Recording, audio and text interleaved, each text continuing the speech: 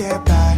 It resides between my eyes. Walked through the fire, came out better on the other side. See, life's like a beach if you find the sand. And right now, I feel like 100 grand. You are listening to Inspired Insider with your host, Dr. Jeremy Wise.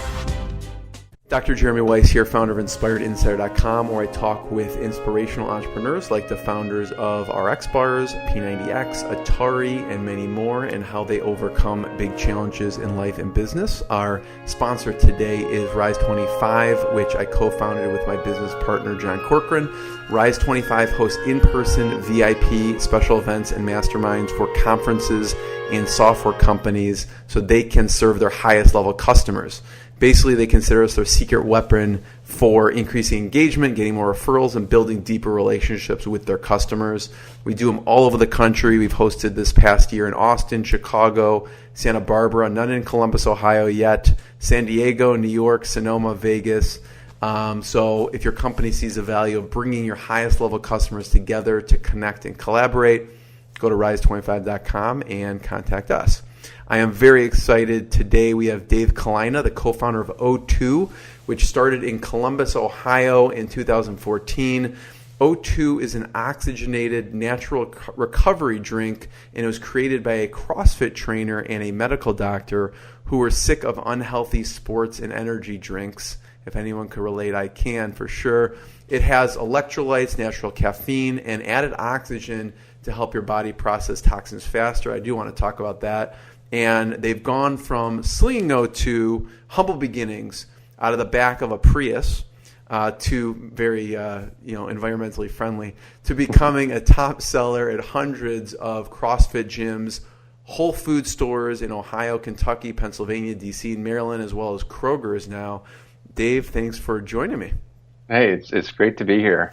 I want to go. I still have that Prius too. Do you really? Oh, cool. Yeah. I want to go back to the Prius days. They're current, but they're always Prius days. But slinging O2 out of the back of your Prius, what did that look like? What was going on? It's exactly as unglamorous as it sounds. When we launched, and this was 2014, so we launched in February of 2014, and it had been kind of a long time coming. I left my day job at Nationwide Insurance in 2011 with the intent to develop kind of like a healthier Gatorade or Red Bull, but I didn't know the first thing about the beverage industry, CPG in general, product development, whatever. So it took me and my co-founder Dan, the physician on the team, about 3 or 4 years to get the product off the ground. And so Dan never left his job. He's a medical doctor with medical doctor debt. And so when we launched, it was really just me as a one-man show, basically selling O2 out of the back of my car to anyone who would buy it.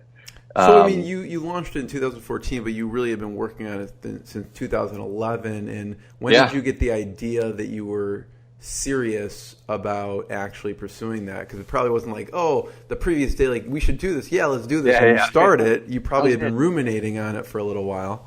Yeah, that's a great question. I think I caught I caught the entrepreneurial bug around 2009. My first job out of college was in corporate strategy at Nationwide Insurance. And that was a great first job. I was surrounded by a lot of really smart people. And I got to work directly with the chief strategy officer there, who was very high level, very accomplished guy.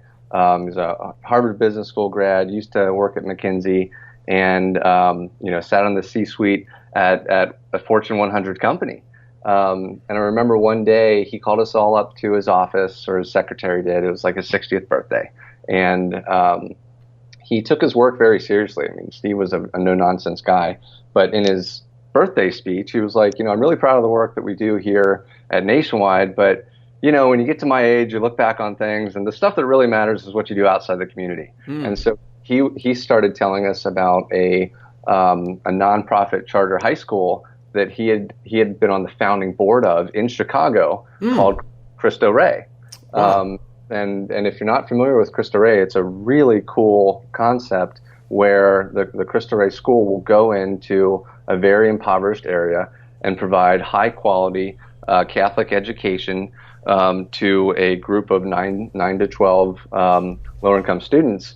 And the way that they do that, because high quality education in general is pretty expensive, right?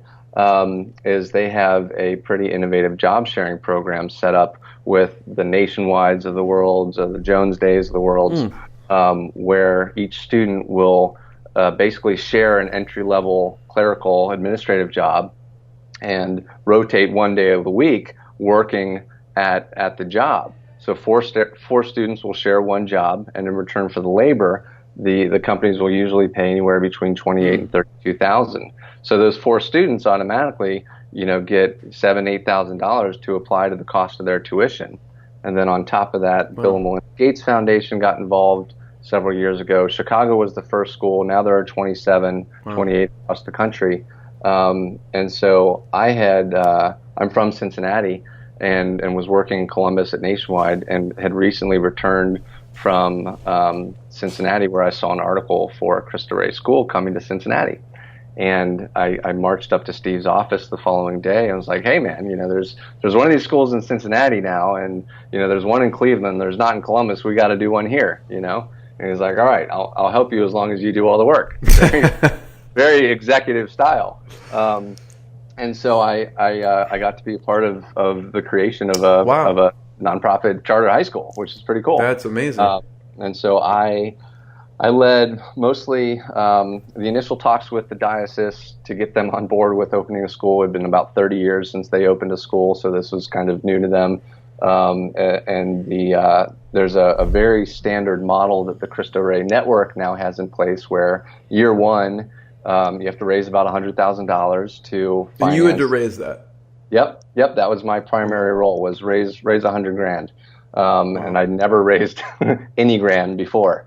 And so I pulled together a group of friends, and their friends, basically, who we'd meet every Wednesday night and talk about how we're going to raise this money. So we ended up throwing a big event, and we had a lot of individual donors come through. Prior to that, we had a lot of corporate donors. We did a big raffle, and we ended up raising the full $100,000 in about 90 days. Holy cow. Which was really exciting, That's amazing. for a team of young professionals that didn't really have much experience in anything outside PowerPoint presentations.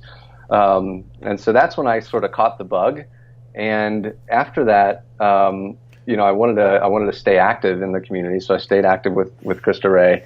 I was working long hours at Nationwide throughout all this. I was also, I wasn't doing CrossFit yet, but I was doing like high intensity interval training, and I was eating pretty clean, but I was fueling this otherwise healthy lifestyle with just a ton of Gatorade and a ton of Red Bull. Yeah, and totally. So, I mean, I know that stuff is really not great for you, and I still, if it's around, I'll still just grab it, which I'd rather not, But what else is there, right? I mean, there's not much else that's readily available. And I'd always wanted to like coconut water in theory, but I never really got past the taste, and coffee's great. I drink coffee every morning, but I'm not going to drink it. I don't like drinking it in the afternoon or before a workout. No. So one of the guys who I'd met through Cristo Rey actually was finishing his residency at Ohio State. He became a fast friend, and so he became like my medical doctor buddy, and which are great to have because you can always ask him those free medical doctor friend advice questions.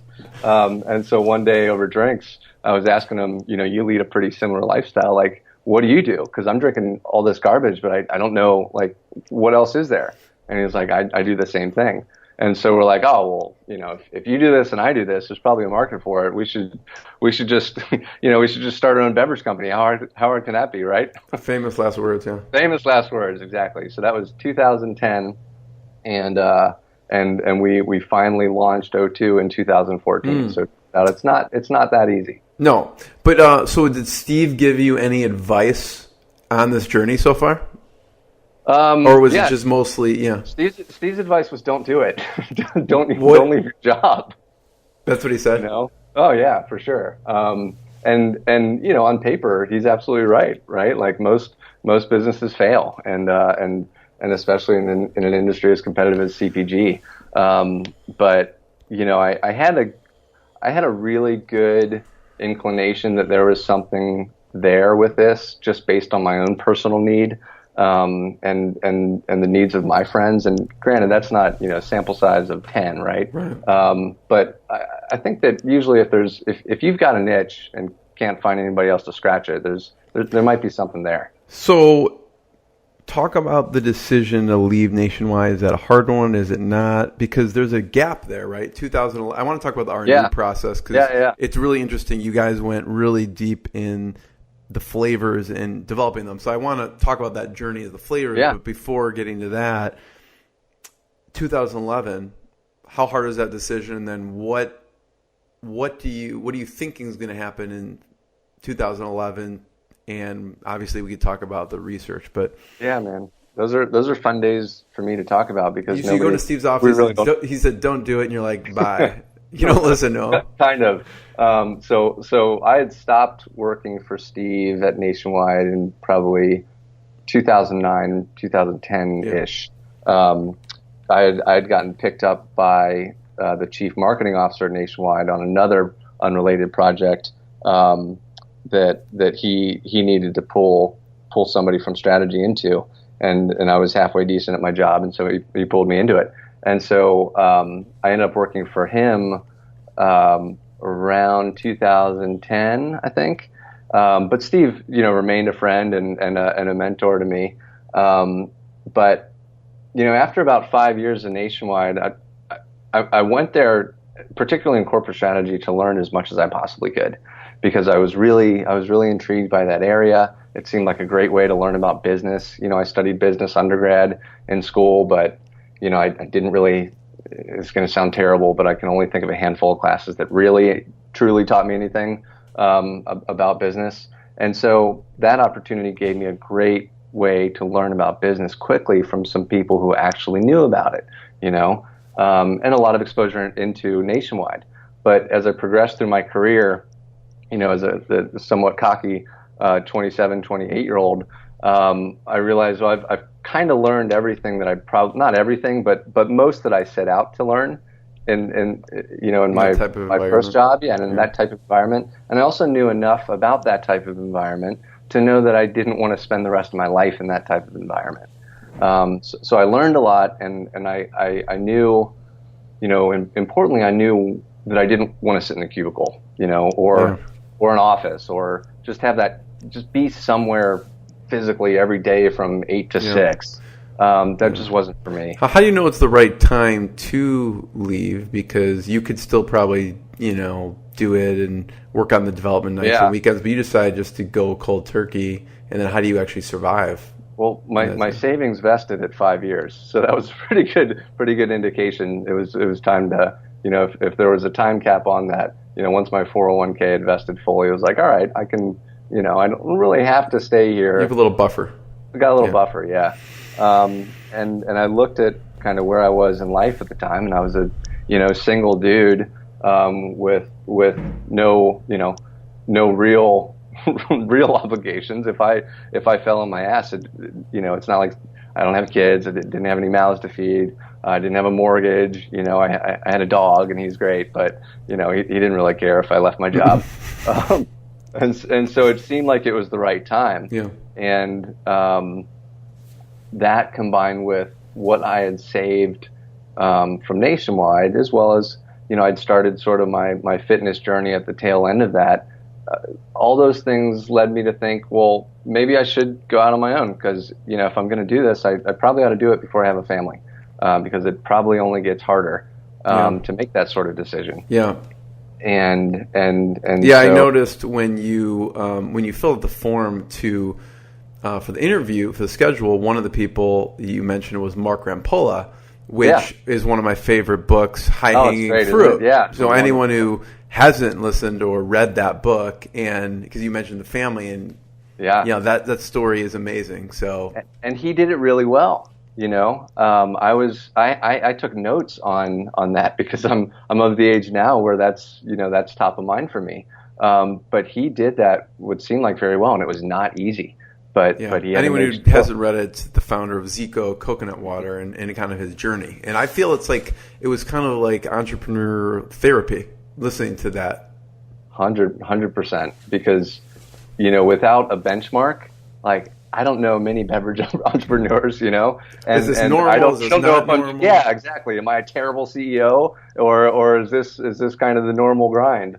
But it's a very illuminating book. The other one, if you like that one, you'd probably like Mission in a Bottle, that was written by the founders of Honest Tea, which is another really I haven't read that one. I'll have to check that one out.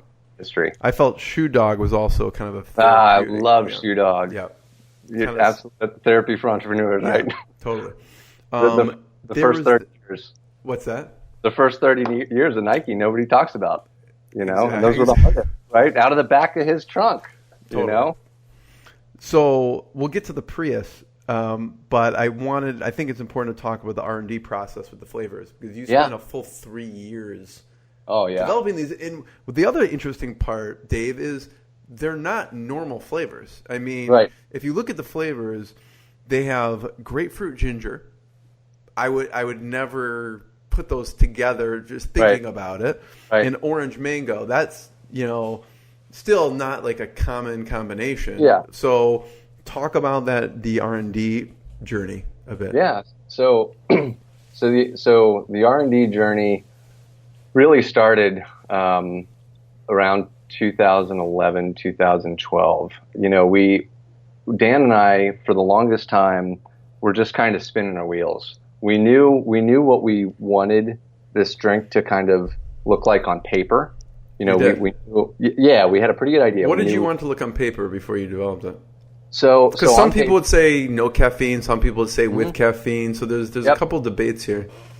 So the big thing for us was we had found there was a study that was published on like Business Insider or one of those kind of hot news sites that somebody had sent us about a study that was done in Korea, where a bunch of researchers had gotten a bunch of test subjects drunk with oxygenated rice wine, oxygenated soju, and the hypothesis was to get all these people drunk with oxygenated alcohol, it'll clear their bodies faster, so their BAC will return to normal quicker because oxygen, basically ingested oxygen, accelerates the liver's metabolism of toxins. And so they got a bunch of people drunk with oxygenated soju and a control group drunk with normal soju, and it turns out that the people who were in the test group recovered 25 to 35% faster. Now,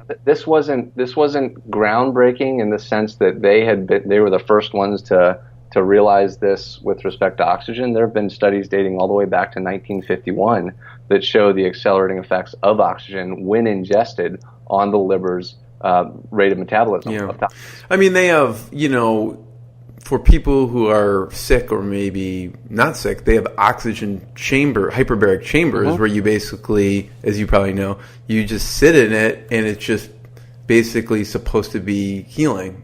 I don't know the research behind it, but it's probably the similar type of concept. I don't either. I don't spend a ton I'm not the doctor on the team, obviously. Right. But what I do know is... You just play one on TV. Yeah, I just play one on TV. But what I do know is there's a lot of pseudoscience out there too. Now I can't say whether or not hyperbaric chambers are fall into that category, but there have been oxygenated waters in the past or oxygenated sports drinks that have either been oxygenated or claimed to have been oxygenated that will claim to make you run faster, jump higher, perform better. When all of that, those claims are most definitely bullshit, because drinking oxygen isn't going to affect your lungs and your aerobic capacity one bit. That hasn't been our focus. Our focus has always been on the liver, because the anatomy, you get plenty of oxygen from the air that you breathe in terms of fueling your respiratory system. Yeah. But the oxygen that's delivered to your liver, which is basically a catalyst for your liver's processing of toxins, mostly comes from a blood supply in the stomach, which is the portal system, the portal vein. And that blood supply that's coming from the stomach is about 2/3 of your liver's blood supply, and it's only about 70% saturated with oxygen. Whereas the remaining 1/3 is coming from your systemic system, your heart pumping blood into your lungs, feeding the rest of your organs. That's fully oxygenated. So you're not going to get any more oxygen to your liver by breathing pure oxygen or just normal air. The only way to get more oxygen to your liver is by drinking it. So we chose to focus really hard on that liver and that insight there because, one, the science made sense, and two, nobody else was doing it, and three, we found a pretty big benefit. At the time we were mid-20s, we were certainly affected by the dreaded hangover as much as anyone else. So something that could get rid of that faster was pretty appealing too. But as time went on, we started to dig into the athletes, yeah. Yeah, exactly. Totally. And that sort of mirrored our own evolution as people too. You're not trying to help people recover from drinking too much. You actually help people. Right. Yeah. Recover from the workouts and recover from a long day at work, but sure, recover from a night out as well as anything. But there are many benefits to clearing toxins faster. So you knew you wanted something that was oxygenated. Yes. Okay. We do that. And how hard, just for that piece, I know there's other pieces I want to talk about, the other ingredients, but how hard did you find that was to do? Laughably hard. So it's not carbonated, though. I want to make Correct. that distinction. It's not carbonated, so it's not like you're pumping bubbles into it. Well, not quite. So you're right, it's not carbonated. We are pumping bubbles, just not CO2. O2. O2, right. So if you were to pour out a can of O2 into a glass, you'd see some bubbles, but it wouldn't have the carbonation bubbles. It wouldn't be fizzy. The bubbles wouldn't be as big. And if you were to taste O2, it would taste like a flat beverage. It wouldn't taste carbonated. Mm-hmm. The bubbles are a lot smaller. But at a very high level, the process to oxygenate is very similar to the process to carbonate. Mm-hmm. Does that make sense? Yeah, totally. Because when I was reading about it, I'm like, I'm picturing, when I was picturing oxygenated, I was picturing carbonation for some reason. Yeah, sure. Yeah. Hold that up for a second. So which one is that? This is the orange mango. Which one is more popular? Believe it or not, our sales are about as close to 50-50 as it gets. Interesting. What I find is that people will enter the brand through the orange mango flavor because that's a little bit more approachable, a little bit more common, right, than say, the crazy grapefruit ginger, and they'll drink it and they'll like it. Most people who try O2 tend to really like it. And so then it's like, all right, this is pretty good. Let me try the other one. They'll try the grapefruit ginger, and they like that as well. So, I'm going to need to try this. Oxygenated. You needed oxygenated, and so what else did you want included? So we really like the idea of oxygen. That was kind of what's going to make us special and different. We wanted a legitimate and meaningful amount of electrolytes. There are all kinds of drinks out there that claim to have electrolytes, and technically they do, but certainly not in a meaningful way. Gatorade and Pedialyte are both meaningful electrolytes. Smart Water, I don't see the content, the meaningfulness there. So we knew we wanted a lot of electrolytes, and we had a big debate about caffeine too, because initially that wasn't really in the cards. And then we said, you know what? Well, it would be nice because we drank a lot of caffeinated beverages too, and so maybe we should look at it. But there wasn't really like a caffeinated hybrid sports and energy drink out there, and we weren't sure whether or not we wanted to kind of broach that subject. Yeah. But at the end of the day, we're like, look, this, at least we'll have a product that we make for ourselves that we like. If we don't sell it all, we'll just drink it ourselves. We'll just drink it ourselves. And so we decided to include it. And the nice thing about that is that it's caffeine is the most widely used drug in the world. And so a lot of people gravitate to just the caffeine. So caffeine, electrolytes, oxygen, we didn't want it to be over 20 calories. We didn't want it to have much sugar. And so we basically first, that was the idea on paper. And so we tried to find somebody who, had a background in this, who could help us. We didn't really know anybody from a CPG background. We certainly didn't know any, beverage entrepreneurs. We did some research online, started to call some co-packers. The moment that we talked about oxygenating a drink, they would either laugh or hang up the phone. Why? Because in that industry, in the beverage in general, 99.9% of beverages are made to keep oxygen out. Because oxygen, with different ingredients can be corrosive. It'll erode many ingredients, and so the industry standard is don't oxygenate. In fact, keep it out as much as possible. Whereas we're saying, oh, no, actually put 10 times as much oxygen as normal tap water into this drink. And co-packers are basically big equipment, not warehouses, but you'll essentially rent line time. Yeah. You'll rent their machinery to make your beverage at an industrial level at a 20, 30,000 case scale. And so they're set up to churn and burn and keep that line occupied as much as possible. So they're certainly not set up to make an oxygenated drink because nobody's making it, right? They're set up to make, carbonated Red Bull knockoffs or, flat Gatorade knockoffs or whatever. We were just a very unique proposition to them. And so we couldn't really get anybody to talk to us. And so after a while, we said, you know what, screw it. Let's just take this into our own hands and let's see if we can make a drink ourselves. And so a lot of people don't know, we rented out a small kitchen. There's a kitchen in the short north of Columbus. It used to be a Cajun restaurant, and Cajun food is all made in batches, which meant most of the time this kitchen went unutilized. And so we rented out a day or two of this kitchen when we started producing our initial product out of that kitchen with a bar gun and some glass bottles and some stickers. And we wanted something to sell just to test the market, and so we started selling it. And the drink that we made tasted absolutely awful. What was it? What was the original flavor?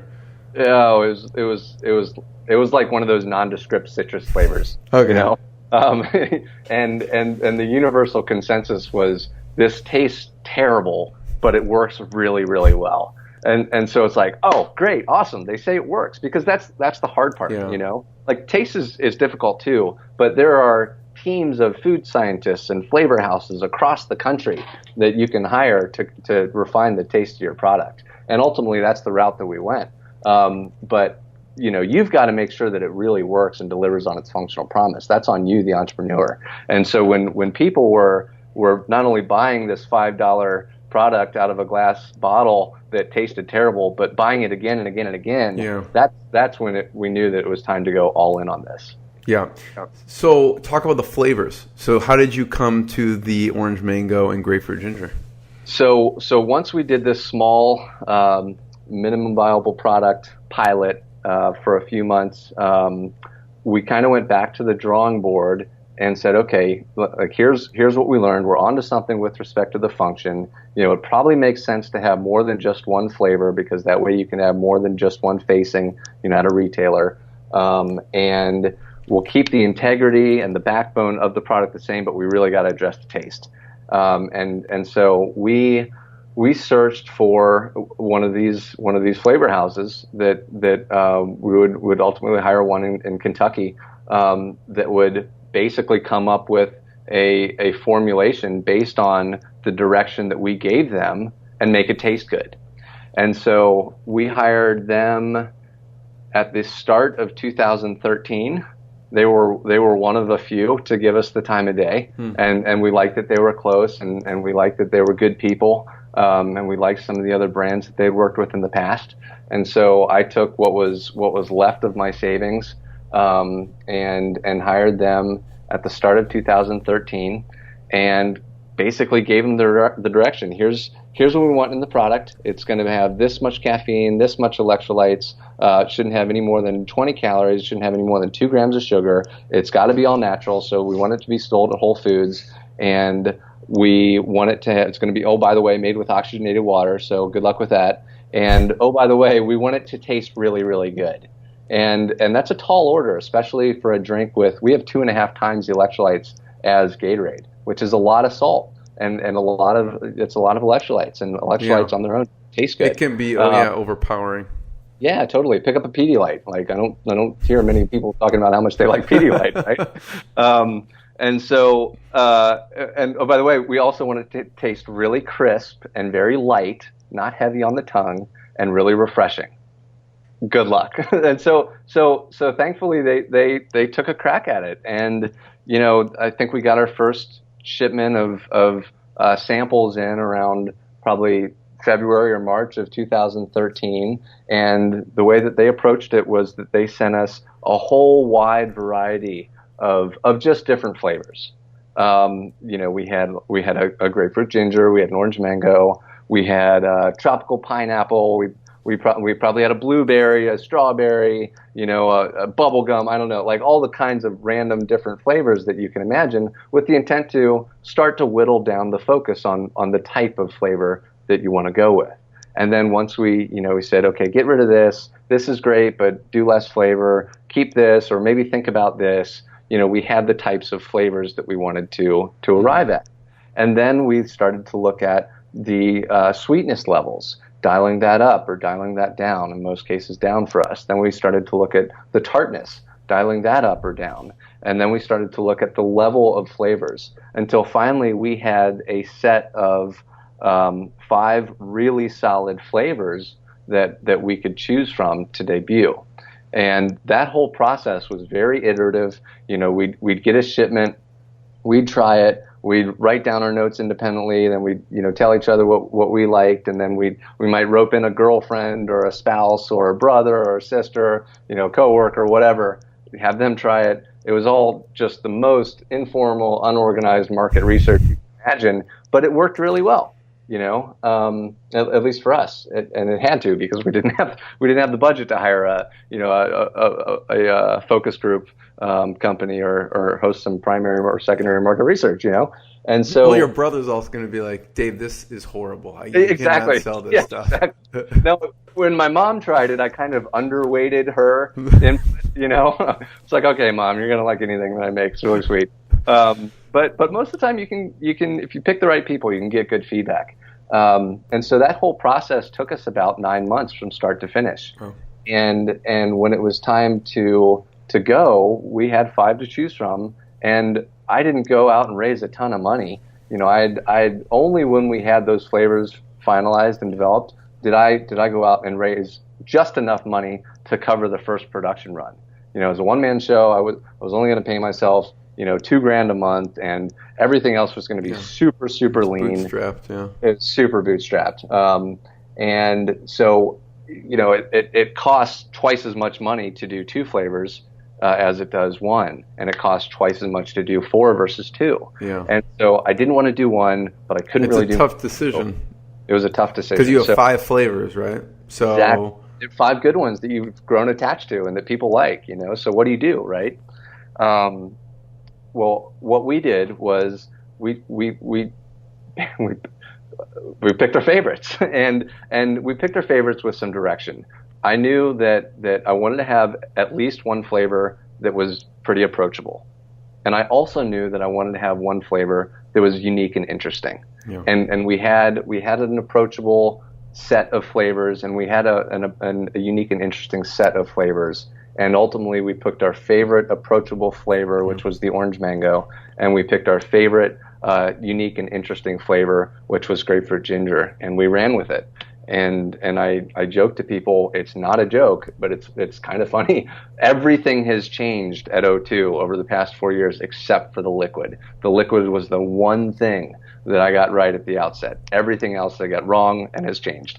But if you're going to pick one thing right, it ought to be the product.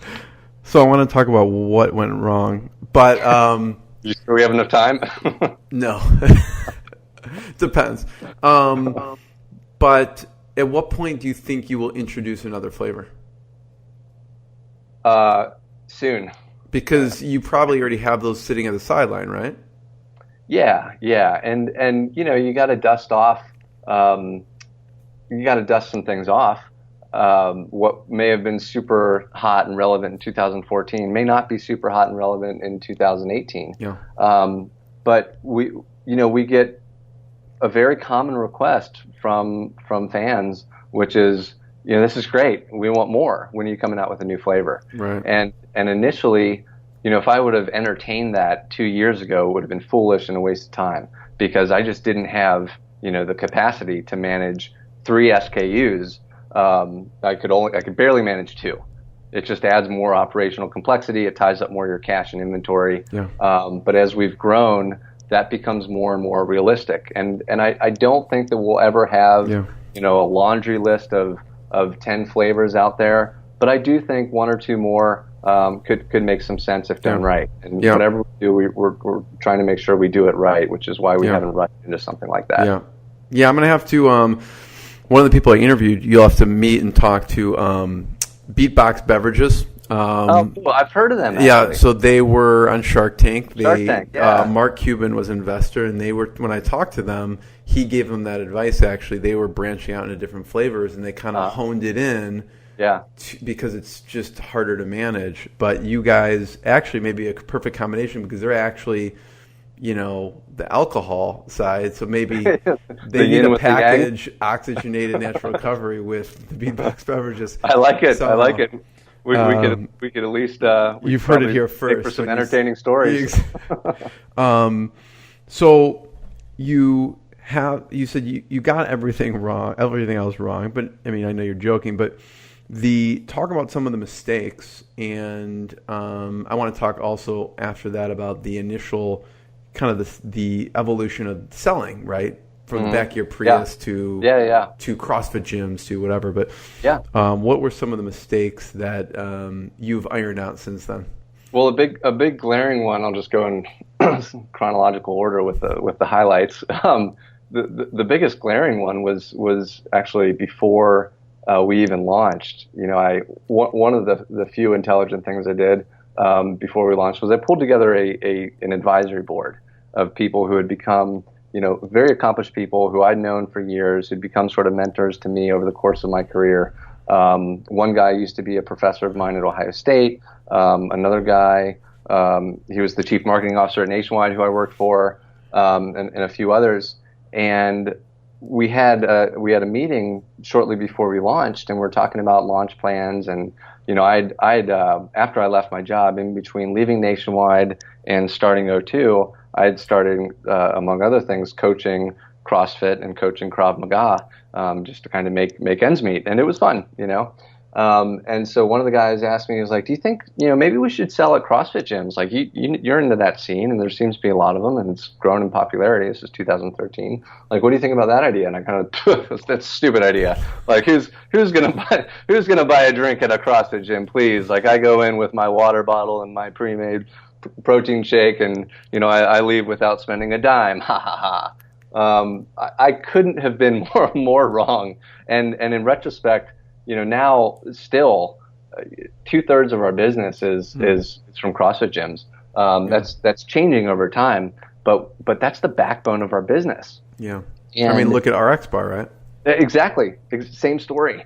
And I think that, when those guys might tell you the same thing, when I look at that now, it's so clear why that makes sense. You've got a product that really fits, you've got a natural tie into that market. My background as a CrossFit coach, those guys I understand to be CrossFitters. You've got a extremely loyal group of clientele there. That are somewhat vain and talk a lot about CrossFit, right? And so there's an avenue for word of mouth. It's hard for other companies to get into because there has to be a genuine tie into CrossFit. They care about what they put inside their bodies. And oh, by the way, they've got the income to spend $120, $150 a month on a gym membership. So what's $3 for a drink, right? And so there's a lot of reasons why that makes sense. But at the time, I just thought it was a stupid idea. So that was probably mistake number one that sticks out. Another kind of fun anecdote is that so when we launched O2, we did our first production run, and this was like a huge monumental deal because it's something that we'd been working towards for 4 years, and we raised a couple $100,000, which is a monumental amount of money to us. And we raised it from like our heroes, my mentors and their friends. Yeah. And we came out with this product. We got somebody to bottle it. It tasted great. And the can looked cool. We designed it ourselves. We thought it looked awesome. It looked okay in retrospect, but we thought it looked awesome. And so we did our first production run, and everything was going so well. Like, it was going great. The first couple of weeks were awesome. Like when we launched, we launched at the Arnold Sports Festival, which is this huge fitness festival. Huge. It takes place every year in Columbus, Ohio. I think it's the largest in the world. It brings in a quarter of a million people into Columbus for a weekend, basically.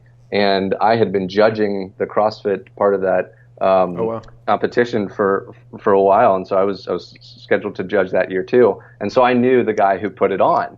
He and I used to train together, and we became friends. And I basically conned him into sneaking me into the Arnold so that I could avoid paying a booth fee while at the same time launching our drink among this huge group of CrossFitters.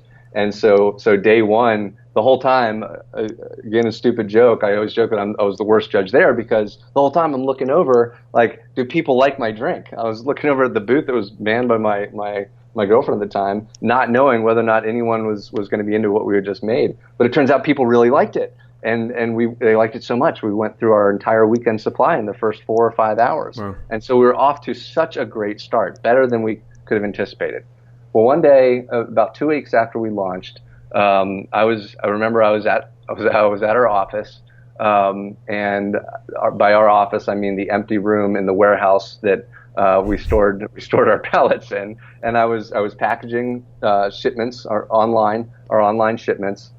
Packaging those to go out via USPS later that day, and I see a Facebook message from some fan come through on my phone that said something to the effect of, hey guys, I really like your product. I just picked it up at my gym, and I'm an avid fan of nutritional products, and I'm a close label reader too, and I come from a science background. So I wanted to ask you, how is it that you have 370 grams of sodium and 360 grams of potassium in your drink? Like, that surely can't be right?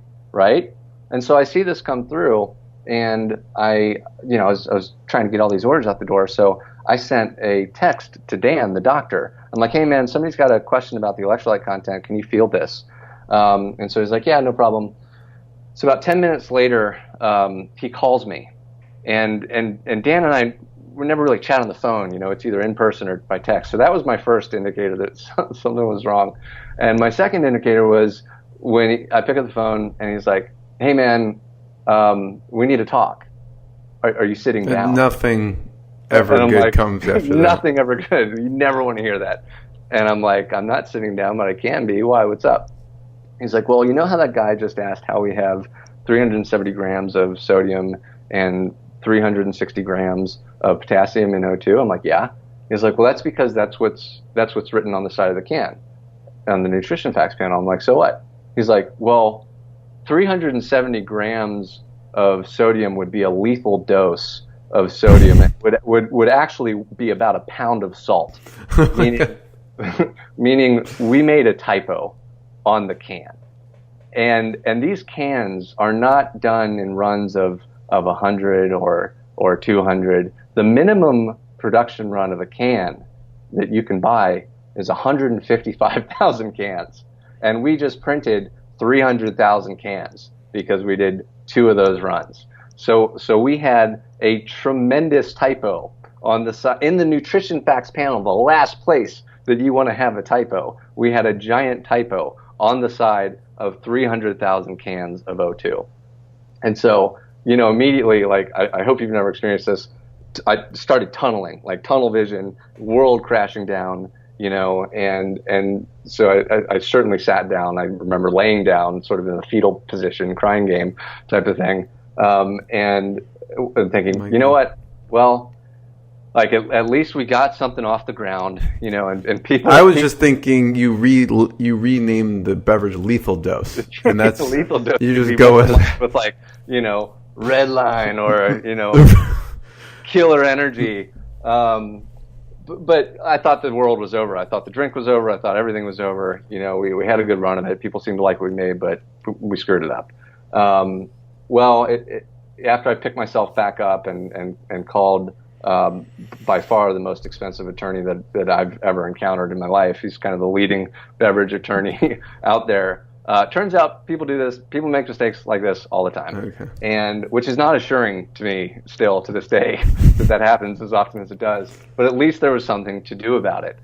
number one, you could just ignore it and fix it on the next can, is what he was saying. Number two, you can scrap all that product and all those cans and start over. Well, ignoring was an option for us. It's not really the honest and transparent thing to do. And scrapping it certainly wasn't an option to us, because all that cash that we had just raised was tied up in inventory. And it's like, or you could kind of sticker over it. And I'm like, well, what do you mean sticker over it? Well, you could get basically a sticker, a small sticker that says milligrams instead of grams, and just apply those to the cans. And I'm thinking, oh my God, how would that possibly happen? Like, I've got. If you drink a can, you sticker it. Yeah, right. Maybe everyone comes with a sticker. And so thinking this through, I'm like, well, the first two things aren't options. The third one, maybe that's an option, I guess. And so I with my tail between my legs, bring this problem to our advisory board, and thankfully they didn't shoot me. Instead, they gave me some pretty solid advice. And the marketing officer on the board, Jim, had a great idea, which was, you know what, you guys are trying to make like this honest and open company, and you're trying to do some good in the world. Why don't you guys just kind of own that mistake in a funny way? What you can do is maybe you can do like a little call out sticker that says, oops, like we screwed up. Sorry, this should be in milligrams versus grams, our bad. And I thought, that's perfect. Like, that's exactly what we'll do. And so that is exactly what we did. We made a small little sticker and printed off 300,000 of them that said, oops, these should read in milligrams versus grams, our bad. And we applied it to the side of every single can from that first production run. And what that meant was every single weekend we were in the warehouse, me and Dan, and if we could wrangle in a friend or two or a sibling or two or a significant other, we would. And over the course of the first 9 months of the company, that's exactly how we spent our weekends. But, in retrospect, nobody cared, and if they did, they loved it, because it was kind of a cool little anecdote, and people thought it was funny, honestly. But that was the first major mistake that I made, was that giant misprint. But once you make a mistake like that, you're damn sure it doesn't happen again. Dave, this has been fantastic. I want to keep going for another 2 hours, but we are at the top of the hour, unfortunately.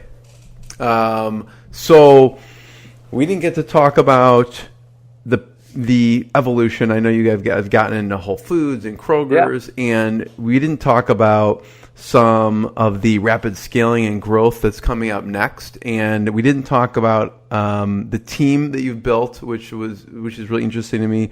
And we didn't talk about the packaging and going a deep dive into why the cans, why not glass bottles, why not plastic bottles, all that stuff. But for another day, this has been fantastic. And I want to point people towards DrinkO2.com. And if there are any other places on the web that we should point people towards. And I'll ask you one last question, which you can answer quickly because I know you have another meeting. But where else should we point people towards online? I'm going to be going today and buying it for sure. Oh, thank you.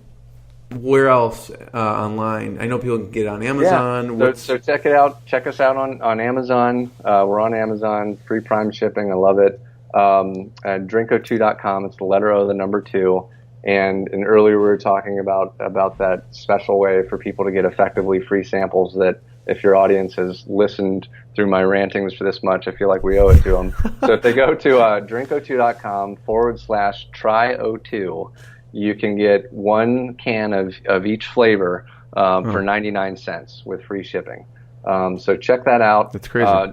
We just ask nobody be a jerk and try to take advantage of that. One per person, please. And if we do a round 2, then maybe we'll have something more for people then. Yeah, support them. You know what I mean? Yeah. So how do they get that? They go to DrinkO2.com/try02. Try02, and then enter the code SAMPLE at checkout, and that'll take the price from $6.99 to 99 cents. So buy one and then buy it in full price after that. So we talked about a low point, of basically mislabeling all these. What's been a high, just to end on a high note? What's been a big milestone you're especially proud of? Well, we recently launched with Kroger's division in Central Ohio. which encompasses pretty much all of Ohio and parts of Michigan, except for Cincinnati. And we're right now we're the number 2 and number 3 items in our category, which is That's really amazing. exciting. Amazing. And we're only just getting started. Well, Dave, congratulations so far. Thank you. It's a long journey, but everyone go to DrinkO2.com and check it out and try some. So I'm going to be the first one. Dave, thank you so much. Jeremy, it's been a pleasure. Yeah. What I got, you can't buy. It resides between my eyes. Walked through the fire, came out better on the other side. See, life's like a beach if you find the sand. And right now, I'm feeling like $100 grand.